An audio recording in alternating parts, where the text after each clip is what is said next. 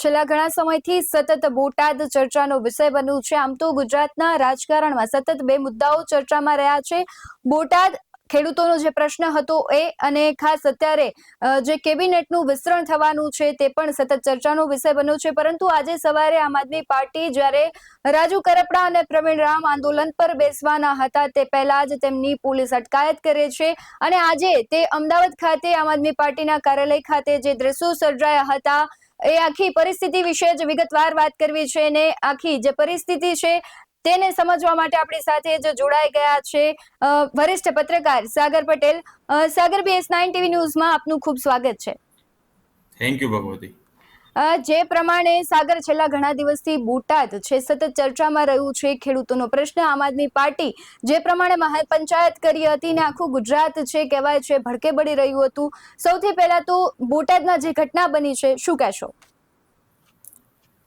એટલે કડદાનો પ્રશ્ન તો હતો જ, પરંતુ જે આંદોલન થયું, ખેડૂતો એકઠા થયા ત્યારે કડદાની જે વાત હતી એનો હાર્દમાં હતો કે કડદા પ્રથા છે એ બંધ થાય અને ખેડૂતોને સોલ્યુશન મળે. પરંતુ પછી આખો જે આંદોલન હતો એ રાજકીય રંગ એમાં ભળ્યો અને પછી જે રીતે ઘર્ષણ થયું, પોલીસ સાથે ખેડૂતોનું ઘર્ષણ થયું, પોલીસોને જેલમાં જવું પડ્યું, ખેડૂતોને જેલમાં જવું પડ્યું અને ત્યારબાદ ઘણા બધા ખેડૂતોની દિવાળી પણ બગડશે. અને કડદાની જો વાત કરીએ તો હજુ પણ વિડીયો આવી રહ્યા છે.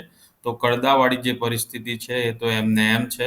જે નેતાઓએ ભાષણ કર્યા, જે નેતાઓએ લોકોને આહ્વાન આપ્યું કે એકઠા થાવ લોકો અને ખેડૂતોને કહ્યું કે પ્રદર્શન કરો, એ તમામ નેતાઓ તો પછી ત્યાંથી ભાગી છૂટ્યા, ફરાર થઈ ગયા, પોલીસના ચોપડે ફરાર હતા અને ખેડૂતોની દિવાળી છે એ બગડી અને કડદા પ્રથા તો એમની એમ રહી. તો કોઈ પણ આંદોલન જ્યારે રાજકીય રંગ લે છે, રાજકીય પક્ષોનું કામ છે કોઈ પણ આંદોલનમાં જોડાવાનું, પરંતુ જ્યારે કોઈ આંદોલન શરૂ થતું હોય તો 4-5 લોકોએ એને લીડ કરવું જોઈએ, જેની અંદર બિન રાજકીય લોકો હોય જેમને ખરેખર પ્રશ્ન થતો હોય અને એ જ આગળ વધારે તો વધારે સારું રહે. ગાંધી ચિંધ્યા માર્ગે આપણે જે વાત કરતા હોઈએ છીએ એટલા માટે જ હંમેશા ગાંધીનું રેલેવન્સ રહેતું હોય છે કે ગાંધી ચિંધ્યા માર્ગે જ કોઈ આંદોલન થાય તો એ હંમેશ માટે લાંબુ ચાલે છે અને કોઈ એની નિરાકરણ સુધી પહોંચી શકતું હોય છે. પરંતુ જ્યારે એની અંદર માર્ગ બદલાય છે ત્યાર પછી જે સત્તા પક્ષ હોય કે પોલીસ હોય તેને આરામથી પછી આંદોલનને દોહડી દેવામાં કે આંદોલનને રોકી દેવામાં સફળતા પ્રાપ્ત થતી હોય છે.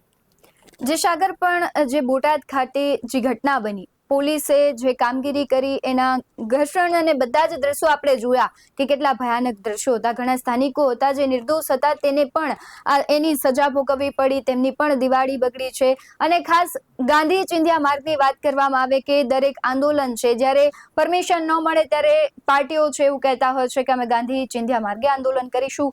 પરંતુ શું આંદોલનમાં તમને ક્યાંય એવું દેખાય છે કે ગાંધી ચિંધ્યા માર્ગે ખરેખર આંદોલન કર્યું હોય? બસ એ જ વાત મેં કરી કે ગાંધીનો માર્ગ હંમેશા જરૂરી છે. જ્યારે ચોરાચોરીમાં ગાંધીના જે ગાંધીએ જે મુહિમ છેડી હતી અને ત્યારબાદ ત્યાં હિંસા થઈને તાત્કાલિક એમણે લોકોને આહવાન કર્યું કે હમ. હવે આગળ આંદોલન નહીં વધે જ્યાં સુધી લોકો અહિંસાનો માર્ગ નહીં અપનાવે. જ્યારે અહીંયા જે પરિસ્થિતિ સર્જાઈ એની અંદર આપણે જોયું કે ઉશ્કેરણીજનક ભાષણ આપવામાં આવ્યા. સામાન્ય માણસો હંમેશા ઉશ્કેરણીજનક ભાષણોથી પ્રેરાઈ જતા હોય છે. એ આજનો દાખલો નહીં, પહેલાના પણ પાટીદાર અનામત આંદોલન આપણે જોયું કે પહેલાના વિદ્યાર્થી આંદોલનો આપણે જ્યારે જ્યારે જોયા હશે, ગાંધીનગરમાં પણ જ્યારે વિદ્યાર્થીઓ આંદોલન કરતા હોય છે, એનો માર્ગ જ્યારે બદલાય છે એટલે આંદોલન વેરવિખેર થઈ જતું હોય છે. પોલીસ દમન આપણે આજથી નહીં વર્ષોથી જોતા આવ્યા છે. પાટીદાર અનામત આંદોલન વખતે આપણે જોયું હતું કે પોલીસ અમદાવાદના નિકોલ વિસ્તારમાં લોકોના ઘરમાં ઘૂસીને લોકોને માર્યા હતા. ઘણા બધા લોકો એમાંથી નિર્દોષ હતા, મોટાભાગના લોકો નિર્દોષ હતા એમ કહી હમ. શકાય. એ લોકોને પણ માર પડ્યો તો એમના ઘરના પણ ઘણું બધું નુકસાન થયું હતું. એ જ પ્રકારે બોટાદની અંદર પણ આપણે જોયું કે લોકોના ઘરમાં પોલીસ ઘૂસી ગઈ, લોકોને માર્યા, દંડા માર્યા. એમાં મહિલાઓ પણ ઘણા બધા હતા જેમણે કહ્યું કે મને મારવામાં આવ્યું છે, વાગ્યું છે, અથવા કોઈ અલગ અલગ ઉંમરના લોકો. તો 85 લોકો વિરુદ્ધ ગુનો નોંધાયો હતો. પરંતુ તમે જો કે પોલીસનું દમન અને લોકોના ઘરની કે દુકાનોની બહારની લાઈટો તોડી નાખવી, એટલે હમ. આટલું બધું ખુન્નસ સામાન્ય પ્રજા ઉપર પોલીસનું છે એ પણ આપણે આ વખતે જોયું કે ખાલી ખાલી તોડી દેવાની શું જરૂરિયાત લાગી હશે. લોકોને પકડો, જાહેર મિલકત ચલો જેણે તોડી એને સજા થાય ચોક્કસ થવી જોઈએ. પરંતુ જ્યારે કોઈની પ્રાઇવેટ મિલકત છે, કોઈની પ્રાઇવેટ મિલકતને નુકસાન કરવાનો પોલીસનો આશય શું હશે અને શું કરીને એમને મળતું શું હશે, શું એમનો ઈગો સંતોષ થતો હશે. જે પ્રમાણે તમે જાહેર મિલકતની વાત સાગર કરી, તો તમે દરેક આંદોલનમાં જુઓ તો જે જાહેર પ્રોપર્ટી છે એનું નુકસાન કરવામાં આવે છે, તો એ તો આખરે પ્રજાને જ ફરી ટેક્સના રૂપે ભરવું પડશે, એટલે નુકસાન છેલ્લે પ્રજાને જ છે. પરંતુ આજે એ સમજવું છે કે આજે જે આમ આદમી પાર્ટીના કાર્યાલય ખાતે રાજુ કરપડા અને પ્રવીણરામ પહોંચે છે અને તે પહેલા જેની પહોંચતાની સાથે જે ધરપકડ થાય છે, તમે સવારથી ત્યાં હતા, કેવા દ્રશ્યો હતા શરૂઆતમાં? સવારમાં તો પાર્ટી કાર્યાલય ઉપર અમે પહોંચી ગયા હતા, હું અને મારા સાથી તુષારભાઈ બંને, અને હમ અમારા બીજા પણ ટીમના મિત્રો હતા. અમારી 2 ટીમ હતી ત્યાં. તો સવારમાં તો મંડપ ને બધું તૈયાર થઈ રહ્યું હતું. કોઈ કાર્યકર્તા કે નેતા જોવા મળ્યા નહોતા. પછી ધીમે ધીમે સમય વીતતો ગયો. 25-30 કાર્યકર્તાઓ આવ્યા હશે, પરંતુ એના કરતા પોલીસની સંખ્યા વધારે હતી. હમ અને પ્રવીણ રામની વાત કરીએ અને રાજુ કરપડાની વાત કરીએ તો તેઓ ઓલરેડી ભારતીય દંડ સંહિતા મુજબ 109 મુજબ આરોપી છે, ફરાર છે હમ પોલીસના ચોપડે. તો પહેલા તો આ શું ખાલી ને ખાલી બોલિવૂડનો જે પેલો મોટો ડ્રામા હોય એના જેવા જ ચિત્ર ક્રિએટ કરવા માટેનો જ પ્રયાસ હોય એવું લાગી રહ્યું હતું. કારણ કે ફરાર છે જે આરોપી, આઈને અનશન કરી જ કેવી રીતે શકે, એ તો હવે બધા જાણતા જ હતા કે આવશે અને તરત એમની ધરપકડ કરશે. એ બહુ સામાન્ય બાબત હતી. પરંતુ લોકોનું અટેન્શન જાય, બરાબર. ખેડૂતો જે છે એમનામાં પણ એક ગુસ્સો છે કે નેતાઓ આંદોલન કરીને પછી ચાલ્યા ગયા, તો એમને પણ રાજી રાખવા નહીં. આની અંદર એક પેલું દેખાયું કે પછી એમને રાજી તો કરવા રાખવા પડશે, એટલે આ પ્રકારનું એક આખું આયોજન કર્યું હોય એવું દેખાઈ રહ્યું હતું. અને ક્યાં સુધી મહિલા પોલીસ હતી, પુરુષ પોલીસ હતી, તમામ લોકો ત્યાં હાજર હતા. અને જેવું આ લોકો આયા અને તાત્કાલિક એમની ધરપકડ થઈ, અને જેવું અમે પહેલાથી જ પ્રેડિક્ટ કરી દીધું હતું, કારણ કે આવા અનેક આપણે આંદોલનો જોયા છે, હા. અનેક આ પ્રકારની ઘટનાઓ જોઈ છે. તો તુષારભાઈને હું વાત કરતા હતા, અમે પણ લાઈવ કર્યું, એમાં એ જ વાત કરી કે હમણાં આખી સ્ક્રિપ્ટ તમને તૈયાર કરીને આપી શકીએ કે હમણાં હા. આવશે, ગાડીમાંથી ઉતરશે, પોલીસ પકડશે, બેસાડશે, નારા લાગશે ને ચાલ્યા જશે, ને પછી બધું વેરવિખેર હતું એમનું એમ.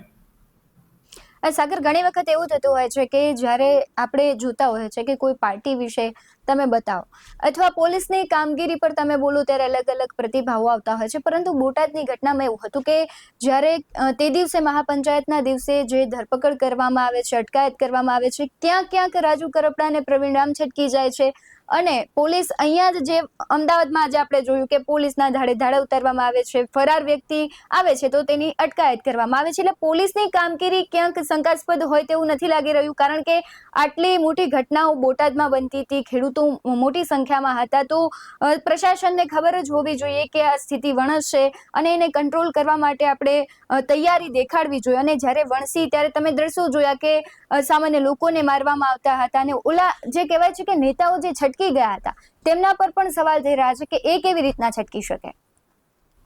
એટલે આ પોલીસને એમો આજની નથી, વર્ષોથી પણ મેં પહેલા જેમ કહ્યું કે હમ ભૂતકાળના પણ જેટલા આંદોલનો જુઓ તમે, આ જ પ્રકારની આ જ પ્રોસેસ, આ જ સિસ્ટમથી કામ ચાલતું હોય છે.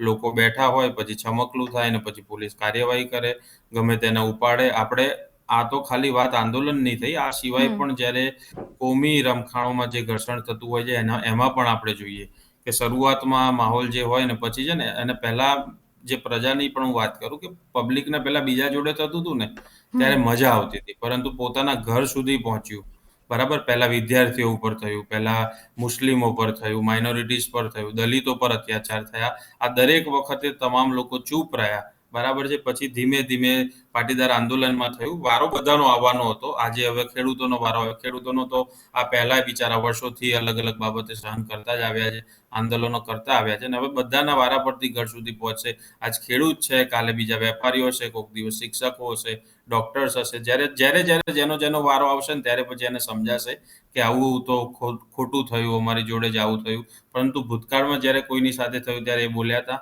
ત્યારે એમણે એમનો પક્ષ લીધો હતો, ત્યારે એમની સાથે ઉભા રહ્યા કોઈ. તો પછી વારો દરેક વ્યક્તિનો આવવાનો જ હતો, જેણે પહેલા ચૂપ રહ્યા હતા. માટે બોલવું પડશે તમામ લોકોએ. અને ખાસ સાગર, આગામી વિધાનસભાની ચૂંટણીઓ છે અને કોંગ્રેસ પણ એવો આક્ષેપ કરી રહી છે કે આમ આદમી પાર્ટી દ્વારા ષડયંત્ર કરવામાં આવ્યું હતું અને આ બધું જ પ્રી પ્લાનિંગ હતું. તો તમને શું લાગી રહ્યું છે કે આમ આદમી પાર્ટી દ્વારા આખું ષડયંત્ર કરવામાં આવ્યું હતું કે પછી ખરેખર વાસ્તવિકતા જ જે છે કે કડદાનો પ્રશ્ન હતો અને આમ આદમી પાર્ટી સહયોગના ભાગરૂપે આ કરે છે?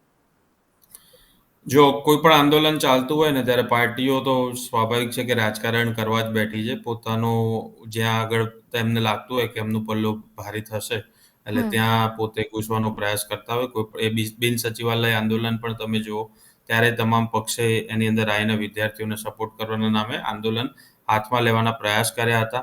આ વખતે તક આમ આદમી પાર્ટીએ ભાળી લીધી અને આમ આદમી પાર્ટીએ આખું હેન્ડઓવર કરી દીધું આંદોલન. આ પહેલા કોંગ્રેસે પણ ઘણા બધા આંદોલનો હેન્ડઓવર કર્યા છે. એમાં રાજકીય પક્ષોનું આ જ કામ છે. આપણે જોતા આવ્યા છીએ, એ લોકો આ રીતે કરતા જ હોય છે. કોઈ પણ આંદોલન હોય એની અંદર સાથે ઉભા રહે કે ના ઉભા રહે, પરંતુ જે આખું આંદોલન છે ટેક ઓવર કરવાના એમના પ્રયાસ થતા રહે છે. એટલે અત્યારે આ વખતે કદાચ કોંગ્રેસ મોડી પડી હશે, બરાબર, એટલે આમ આદમી પાર્ટી ઉપર એ આક્ષેપ કરી રહી છે. અને આમ આદમી પાર્ટી તમે જોવા જાવ તો એનું જે સ્વરૂપ છે કોંગ્રેસ કરતા થોડું અલગ પ્રકારનું છે. એમનું જે તમે બીજેપી થી આસપાસનું એમનું આખું હમ એમની પ્લાનિંગ તમે જોઈ શકશો કે એ જ રીતે આવશે, એ જ રીતે નારા લગાવશે. કોંગ્રેસની થોડી રીત અલગ છે, એટલે તમને એમાં સ્વરૂપ અલગ જોવા મળશે. પરંતુ દરેક પાર્ટી હોય, આ ભાજપ આજે સત્તા પક્ષમાં ના હોય તો એ આમ આદમી પાર્ટી જે કર્યું એના કરતા વધારે ઉગ્રતાથી કરી શકે, કે એમાં કઈ અ, વિચારવા જેવું નથી. ખાસ એ જોઈએ કે આમ આદમી પાર્ટી છે ને સખત વિરોધ કરે છે અને એ વિરોધ કરવામાં ક્યાંક સફળ પણ રહે છે. કારણ કે ઘણી બધી જગ્યાએ આપણે જોતા હોય છે કે એમના જે નેતાઓ છે એ ખૂબ સારી રીતે વિરોધ કરે છે અને એમાં એક્શન પણ આવે છે. પરંતુ સવાલ આજે એ પણ હતો કે જ્યારે આમ આદમી પાર્ટીના વકીલ છે તે પોલીસને સવાલો પૂછે છે તો પોલીસ ભાગે છે. હમ. પણ એ તો એ આમ આદમી પાર્ટીના વકીલ છે, એમને પણ ખ્યાલ હશે કે પોલીસમાં જ્યારે ડીસીપી કક્ષાના અધિકારી હોય એ હમ બાઈટ આપતા હોય છે. સામાન્ય કોઈ પીઆઈ ને કે પીએસઆઈ કોન્સ્ટેબલને વાત કરતા હોય તો એ વાત નથી જ કરવાના, કારણ કે એ સૂચન જ છે ઉપરથી. તો પછી હમ ત્યાં આગળ જે મેં કીધું કે હાઈ વોલ્ટેજ ડ્રામા જ હતો એક પ્રકારનો, તો એમાં કઈ બીજું વિચારવા જેવું છે નહીં. જી સાગર, આપ જોડાયા બદલ ખૂબ આભાર આપનો. જે પ્રમાણે સાગરે વાત કરી અને છેલ્લા ઘણા સમયથી કોંગ્રેસ પણ આક્ષેપ કરી રહી છે અને રાજકીય વર્તુળોમાં પણ ચર્ચા થઈ રહી છે કે જે પ્રમાણે બોટાદમાં આંદોલન છે એ ક્યાંક એક ડ્રામા હોય તેવું લાગી રહ્યું હતું ને આજે જે અમદાવાદ ખાતે કાર્યાલય ખાતે આમ આદમી પાર્ટીને જે થયું એ તો સૌ કોઈ જાણે છે કે એક પ્રકારનો ડ્રામા જ હતો. રાજુ કરપડા અને પ્રવીણ રામ આવે છે, તેમની અટકાયત થાય છે, પરંતુ સવાલ એ પણ છે કે જેવી રીતના બંનેની દિવાળી બગડી તેવી જ રીતના જે સામાન્ય લોકો છે બોટાદના જે હળદર ખાતે મહાપંચાયત યોજાઈ જેની ધરપકડ કરવામાં આવી, જેમનો કશું જ વાક નહોતો, એમની પણ દિવાળી બગડી છે અને હવે જોવું રહ્યું કે આ સમગ્ર ઘટનામાં છે કયા પ્રકારના એક્શન લેવામાં આવે છે, સરકાર શું એક્શન લે છે, કારણ કે આ ઘટના બાદ પણ હજુ કડદા પ્રથા તો ચાલુ જ જોવા મળી રહી છે. ત્યારે તમને શું લાગી રહ્યું છે કમેન્ટ બોક્સમાં જરૂરથી જણાવજો.